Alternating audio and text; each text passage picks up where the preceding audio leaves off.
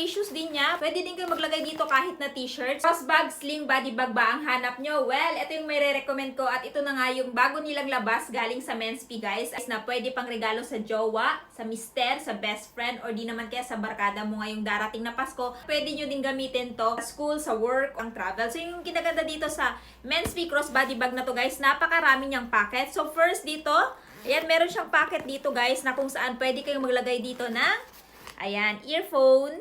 At meron pa siyang space dito na pwede nyo pang mapaglagyan. So, depende na lang sa inyo guys kung anong gusto nyo ilagay dito. So, pwede siyang lagyan.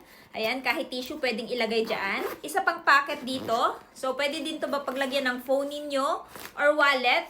So, napakakapal ng sling bag or crossbody bag na to guys. Kasi nga, made ito sa polyester. Kaya makakaasa kayong hindi basta-basta to masisira or mabubutas. Tapos, meron din siyang packet dito guys. Ayan.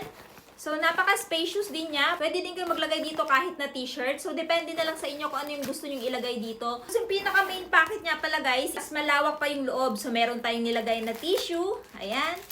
Tapos, meron pang dalawang phone. Dalawang phone yan guys.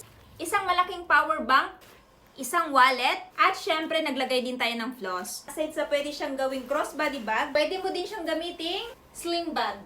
Kahit ibit-bitin ng ganyan kasi meron na siyang parang handle dito. So, ayan yung quality ng handle niya guys. Naka-rubberized na din. At isa pa, this one guys is adjustable. Ayan o. Waterproof, hindi siya nababasa. Kaya kahit dalhin nyo to kapag umuulan, hindi mababasa yung gamit ninyo. So, kung gusto nyo ding itry ito guys, yung link nito nandiyan lamang sa yellow basket.